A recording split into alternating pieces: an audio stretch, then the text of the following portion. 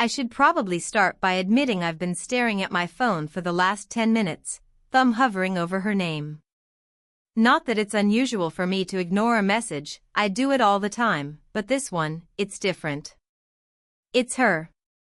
The repair shop smells like motor oil and cold metal, and there's a flickering fluorescent light above my head that makes everything look slightly off. I lean against the counter, arms crossed, pretending I'm busy counting inventory when really, I'm just watching her. She's behind the service desk, her sleeves rolled up to her elbows, hair pulled back in a loose, effortless bun. There's something in the way she tilts her head when she's focused, not just concentration, but a kind of quiet command. Mid-40s? Probably. Older than me. Smarter, sharper. Definitely not someone you'd overlook if she walked into a room. "Can I help you?" she says, and I'm not even a customer. Her voice isn't loud, it's deliberate, just enough to snap me out of whatever daze I'm in.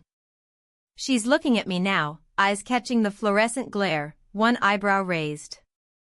It's hard to explain, but I feel like she sees the part of me I don't let anyone else see, the nervous, awkward, 20-something part that still hesitates before asking for help, even if it's just a question about brake pads. I clear my throat and mumble something about a muffler I'm supposed to pick up. She doesn't rush, doesn't smirk. Instead, she slides the invoice across the counter, fingers brushing mine for a fraction of a second. Just that, a touch, nothing more, and I catch my breath like I've been running uphill. My brain wants to make sense of it, but my chest already knows, this is the spark. We talk, or maybe just talk around each other. I ask a question about the warranty, she gives a detailed, confident answer. Not a hint of condescension. She laughs at one of my dumb jokes, nothing extravagant, just the softest, most natural laugh that makes me look down at my hands, suddenly aware of them, suddenly aware of every little thing I'm doing. Then there's a pause. A pause long enough to feel like a sentence. She's glancing at something behind me, maybe a car being rolled into the shop, but I swear she's also glancing at me. Our eyes meet briefly. I can't look away fast enough, and when I do, I'm trying not to let my mind spiral. But it's too late. My mind has already spiraled. She hands me the keys, smiles that kind of small, knowing smile that feels like it's for me alone. "Be careful," she says. Not because she's worried, but because it's her way of saying something without saying anything. And I catch every syllable, every micro-gesture, and carry it with me out the door. Outside, I lean against my car, keys cold in my palm, and replay that brief moment, her eyes, the brush of her fingers, the pause that felt like it stretched forever. I can't stop thinking about it, about her. Something unspoken has passed between us, and I have no idea what it is, but I already know I'm going to want more. I glance down at my phone again. Her name is there, staring at me. I'm not ready. Not yet. But even from here, even from the distance of hesitation, I feel it, the spark. And it's not going away. I didn't mean to be back at the shop the next day, but there I was, leaning against the same counter, pretending to check my emails while she sorted through a stack of invoices. The fluorescent light hummed above us, casting everything in that same harsh, tired glow, but today it felt different, heavier, quieter, almost intimate. She moved with her usual precision, flipping papers, tapping at the register, occasionally glancing up at a car rumbling in from the street. I noticed the faint lines around her eyes, the way her shoulders tensed when a customer asked a dumb question. It wasn't a lot, but it was enough to see cracks beneath the composed surface. "Can you hold this for me?" she asked suddenly, sliding a heavy box across the counter. Her hands brushed mine again, this time longer, and I felt her fingers tremble slightly. Not with weakness, but maybe fatigue, or something she didn't want me to notice. I held the box, aware that my own hands were shaking just a little. "Of course," I said, trying to sound casual, even though my chest was tight. She gave a small nod, barely looking at me, and returned to her paperwork. There was a pause, the kind of pause where you want to say something, but any word feels too loud, too unnecessary. So I stayed silent, just watching. Her laugh broke the quiet a few minutes later, soft, almost forced, at something the mechanic muttered in the back. It wasn't her usual confidence, not entirely. It sounded tired, like she was holding back the weight of something I wanted to reach for but didn't know how. I noticed the way she rubbed her eyes afterward, as if trying to erase the small moment of vulnerability. I said nothing, but my gaze lingered. I was learning her language, the tiny tells, the micro-gestures. The slight slump in her posture when she thought no one was looking. The careful way she arranged papers, making order out of chaos. The way she bit her lip when she hesitated over a word. And then she glanced at me. Not fully, just a flicker of awareness. Her eyes softened for a heartbeat, and then she looked away. I could feel the tension in her, the quiet guard she kept around herself, and I wondered what she carried beneath it. Something in me wanted to make her laugh properly, or maybe just to make her feel seen, even if she would never admit she needed it. She finally exhaled, a small breath that seemed too loud in the stillness. Thanks, she murmured, not really for me, maybe not even for the box, just for something she couldn't name. And I realized I would carry that word, that sound, longer than I should.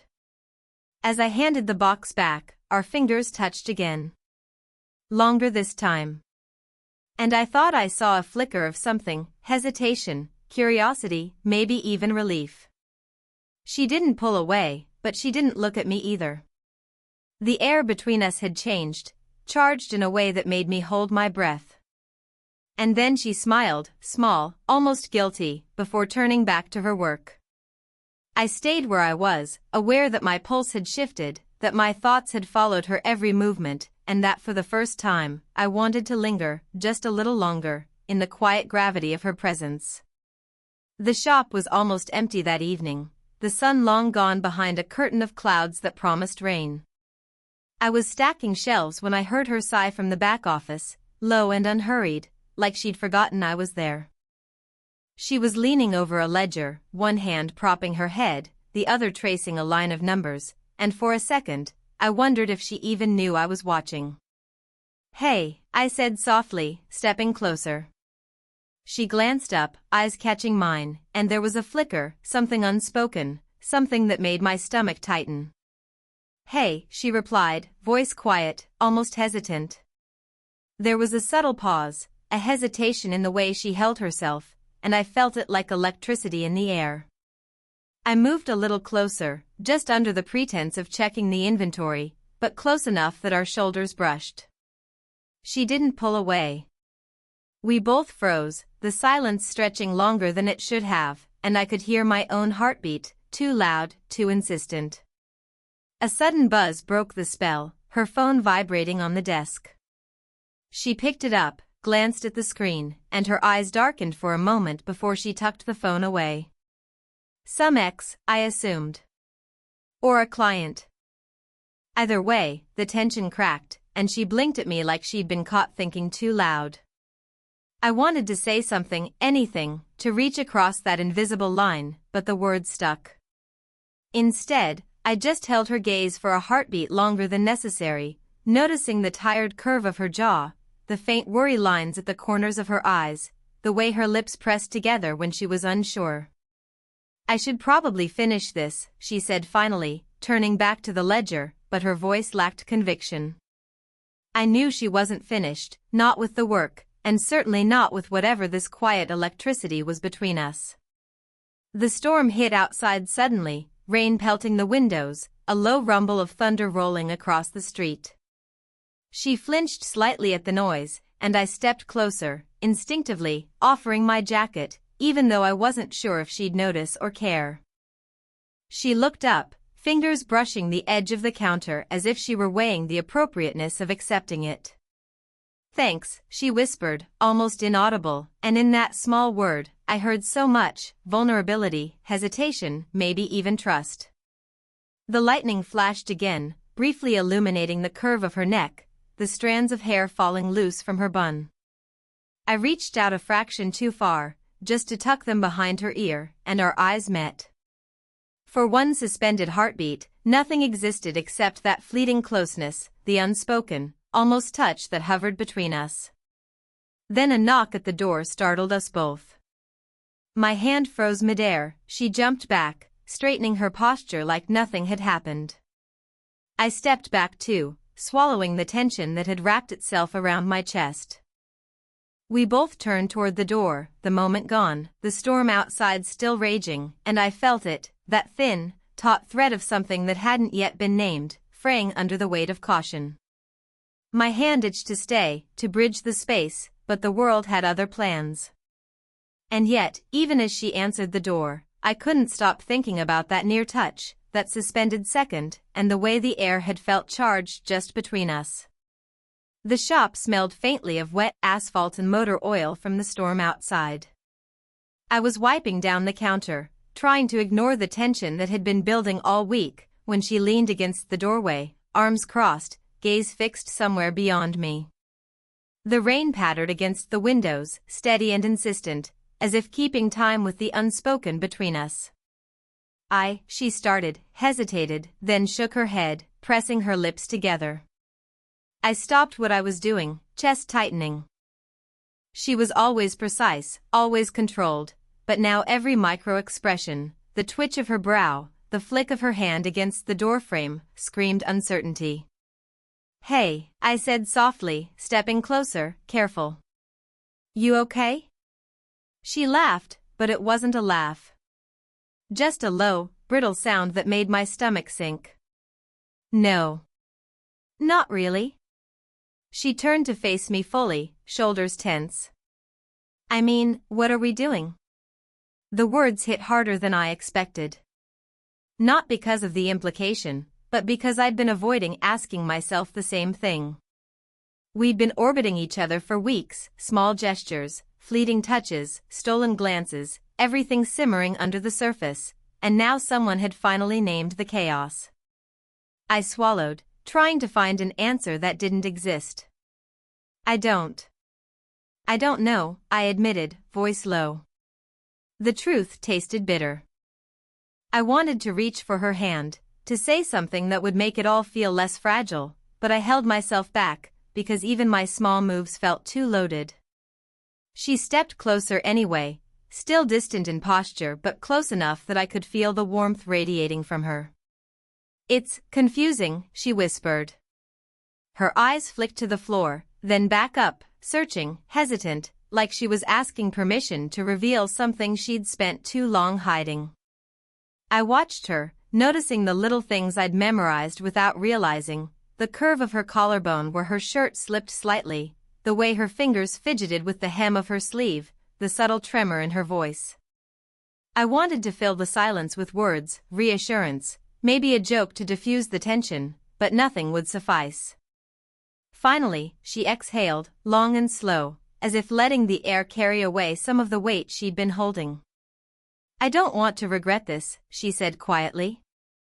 Her gaze met mine, unwavering now, raw and unguarded, and for a second I thought the world had narrowed to just the two of us. I wanted to tell her it was fine, that I didn't want to regret it either, but even those words felt inadequate. Instead, I just nodded, lips pressed together, chest tight.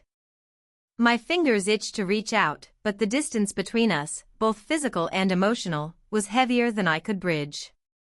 She blinked, a single tear slipping free before she quickly wiped it away, her hand lingering at her cheek as if unsure whether to let the moment stand or erase it entirely. I could feel the raw honesty vibrating through the space between us, louder than any touch ever could. And then she said it, voice trembling, fragile in a way that made my stomach knot. "I don't know if I can do this without losing myself." The words hung in the air, heavy and final, and I realized something had shifted irreversibly. We couldn't pretend anymore. Not with each other, not with ourselves. I was helping her carry a box of old inventory into the back room when she froze, halfway through the doorway. The dim light caught her profile, and I noticed a strange stillness, as if she'd been pulled back into some memory she didn't mean to visit. "What is it?" I asked, trying not to step too close. My voice sounded loud in the quiet space. She shook her head, fingers lingering on the edge of the box. "It's nothing," she murmured, but I could hear the tremor in her voice, subtle but unmistakable. Then she laughed softly, almost bitterly, and pulled a folded piece of paper from the side pocket of the box. "I found this the other day," she said, unfolding it carefully. "A letter. From a long time ago." She hesitated, eyes distant, and for the first time I saw the vulnerability she usually kept buried under calm precision. I stepped closer, careful not to crowd her, but wanting to be there. "Do you want me to read it?" She shook her head, but her hands trembled slightly as she held it. "No. It reminds me of him. Someone I thought I'd never get over." Her eyes met mine for a fleeting second, then darted away. He left, and I never really recovered." I swallowed, the words hanging heavy between us. I wanted to reach for her, to say something that would make it less raw, but all I could do was watch.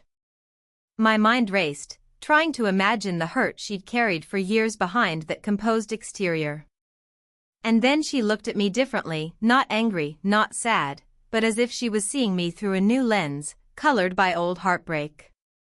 "You remind me of him," she said quietly. "Not in looks, not in any superficial way. Just the way you notice things. The way you don't rush me. It's strange." I felt my chest tighten, the subtle shift of our dynamic pulling me off balance. "I don't want to replace him," I said softly. I want to be here, if you'll let me." Her lips pressed together, her fingers brushing against the paper as if it were a fragile barrier she wasn't ready to cross. "It's just hard," she admitted. Her voice faltered for a moment, small, honest, human in a way that made me ache. A low hum of quiet settled between us, the air thick with unspoken acknowledgement. I noticed the faint scar on her wrist, the subtle crease in her brow, the way her shoulders slumped ever so slightly when she exhaled. Little fragments of her past, a map of her pain, revealing itself in the smallest gestures. "I never thought I'd show anyone this," she said finally, voice almost a whisper. She folded the letter slowly and tucked it back in the box, lingering with her hands on it, as if saying goodbye to something she didn't quite want to let go of. I watched her, every detail, every nuance, aware that I was seeing more than most ever would. And when she looked at me again, eyes soft but raw, I felt something inside shift, the kind of quiet tremor that doesn't announce itself but leaves your chest hollow and full at the same time. She stepped back, shoulders straightening, as if reclaiming herself. But I knew, I could feel it in that fragile, fleeting glance, that nothing between us would ever be the same. And in that suspended, trembling moment, I realized I was holding my breath, not sure if it was hope, or fear, or some impossible combination of both. The shop was quiet that morning, just the hum of fluorescent lights and the faint aroma of coffee from the break room. She was perched on a stool behind the counter, sorting receipts, and I was leaning against the edge, watching without thinking. There was a weight to the silence, but it wasn't uncomfortable, it felt necessary, like a pause between two breaths. "You didn't have to come in today," she said, glancing up briefly, eyes soft but steady. Not accusatory, not flustered, just present. "I wanted to," I said, shrugging lightly. The words sounded small even to me, but they were honest. She didn't answer right away, just tilted her head and returned to the papers in front of her. We worked in that quiet rhythm for a while. Me stacking boxes, her scribbling numbers, each of us aware of the other without needing to fill the space with words. I noticed the little things, the slight fatigue under her eyes, the way she tucked a strand of hair behind her ear, the subtle brush of her sleeve against the counter that left a lingering warmth on my skin. At some point, our hands met on a small stack of invoices. Not intentionally, not dramatically, just coincidentally, but we didn't pull away. I felt her fingers press against mine almost imperceptibly, the kind of tiny acknowledgement that says more than words ever could. I looked at her, and she looked back, and I realized we didn't need to speak the truth aloud.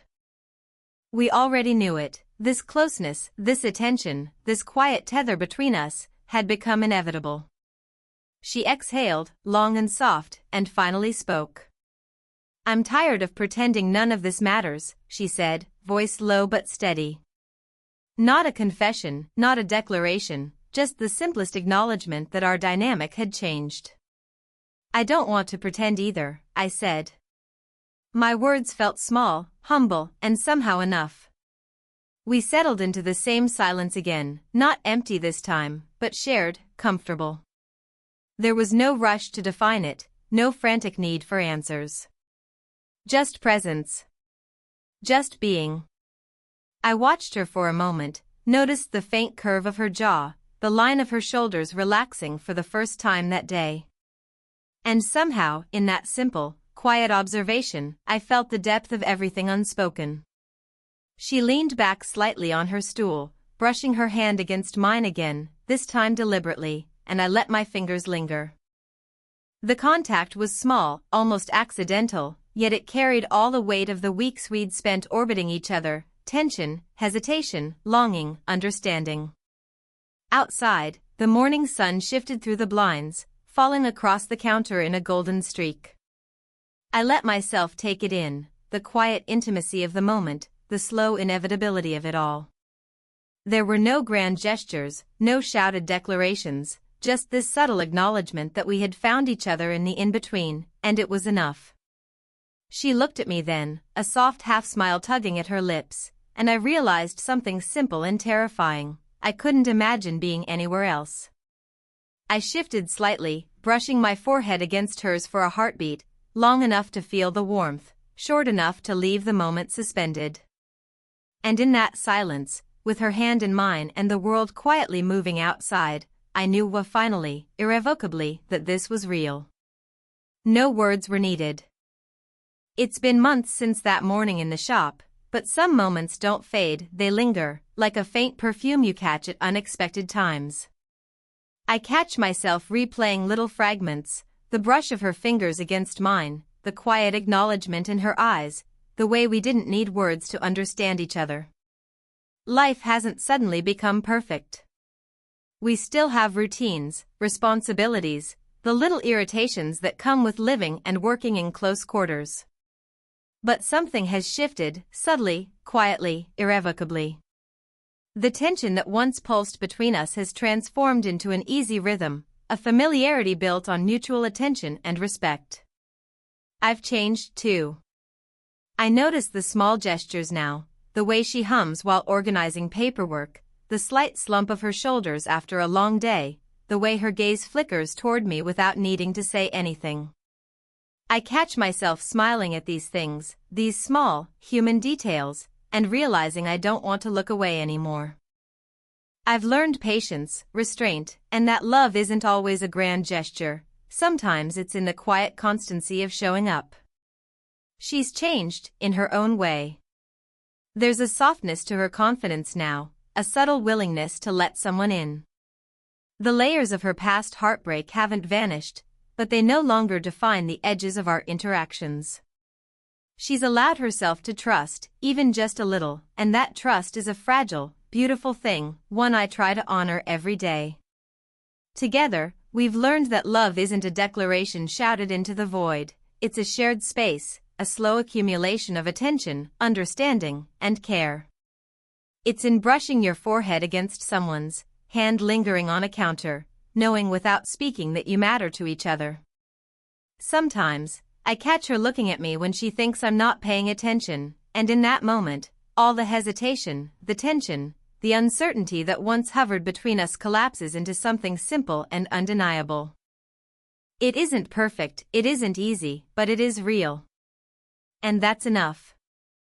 As I sit here now, recounting all of it, I realize the most important thing we learned: some connections are earned slowly, through patience, observation, and quiet presence.